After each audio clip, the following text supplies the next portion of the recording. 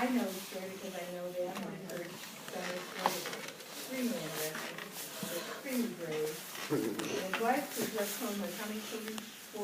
Five children. She's extremely brave. So, yeah.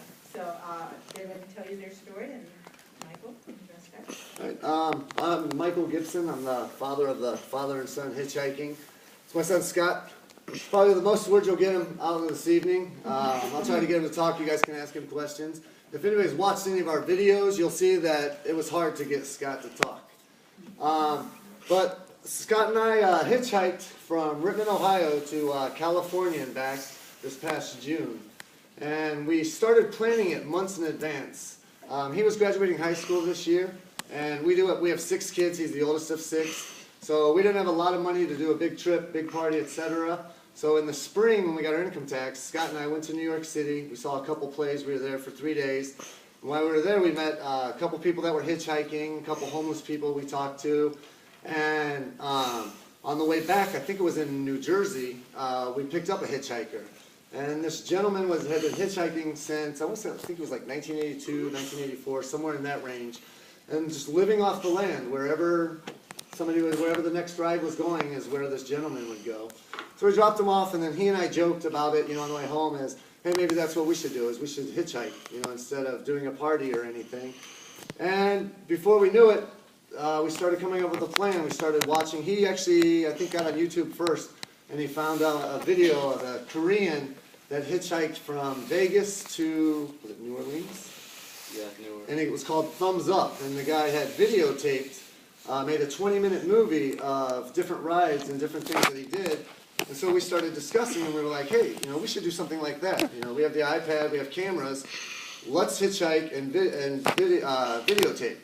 Well, originally we were going to leave and go from, we were going to help a friend move to Indiana, and Scott and I were going to hitchhike back from Indiana, just Indiana, Ohio, or to Rittman, see what it's like. And then he started researching, and there's websites like hitchwiki.com that it'll tell you every single state, every different city, how, if you get stuck in a city, how to get out of the city. And before you know it, he and I just started routing it, and we decided to try it from Rittman, walking off of our front porch, videotaping it, and videotaping all along the way. And we'd upload videos as we did it. I chose June 15th. I turned 40 last year. My birthday is June 16th. So the last day of my 40th year, I figured, hey, let's go out with a bang. So a few weeks before, Scott and I decided we better start getting in shape and practicing this. And we had packed our backpacks. They were probably packed for about a month beforehand. They weighed one weighed, I think, 25 pounds. One was around 30 pounds. And we would go down to the trails in Rittman, and we would hike along the railroad tracks. And I would say, okay, Scott, see that bench 50 yards out? I said, that's a car that just pulled over. Run. And he and I would practice running. And it was actually kind of funny. At that time, we also decided that on our trip, we were going to try to hitchhike on a train. And we practiced like jumping on the little benches, seeing what it would be like. Now, we never did that, but we practiced the funny scenarios. We started with a list of 20 things that we wanted to accomplish and see along the way. A little bucket list. The bucket list grew to 101 things by the time we were done with all our family.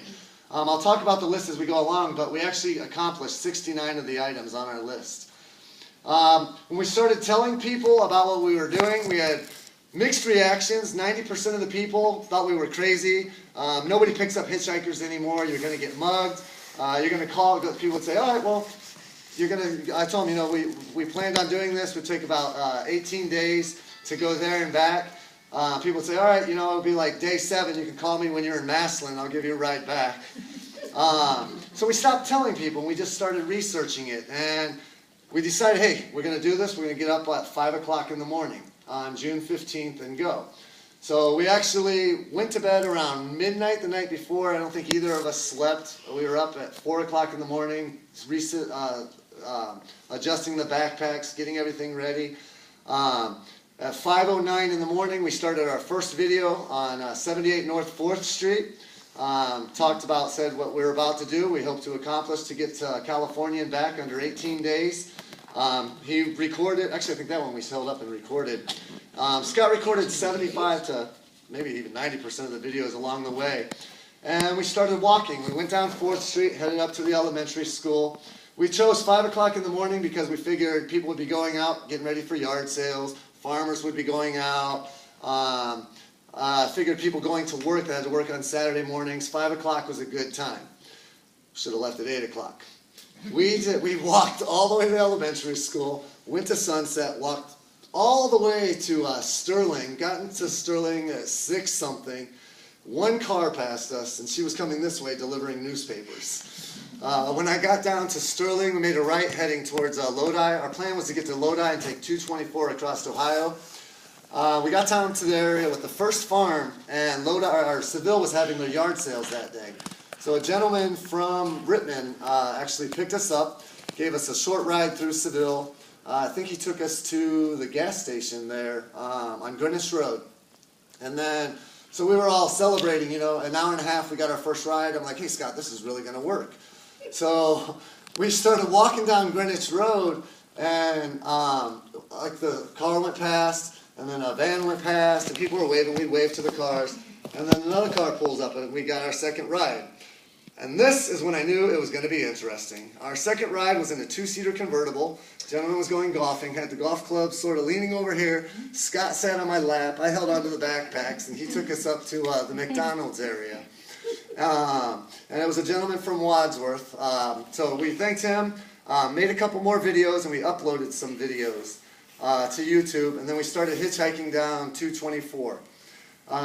The first gentleman to pick us up actually lived in Medina. Anytime you want to feel free to say something, or if you think it, just go ahead. Was from Medina. And he was actually a homeless gentleman. He lives in his vehicle. He works in Medina. He chooses not to live. If you watch our videos, he actually reminded me, I mean, he looks like Charles Manson. It was one of those rides he and I discussed, like, if we don't feel safe, let's not get in the car. But, I mean, honestly, we never not got in the car. Out of 88 rides, we only had one bad ride. But this gentleman, looking at him, you would judge him and be like, most people would be like, no way, I'm not going in. He was so nice. He talked to us about hitchhiking, gave us some advice, explained to Scott what a lot lizard was and how to be careful. All kinds of different things that we never thought of, different stuff. And I believe that's when he gave us different routes. He told us how to get around different detours of 224. We rode with him for maybe about 10, 15 minutes, got out, and then we got picked up by our first lady. Now the whole trip, the thing that surprised me,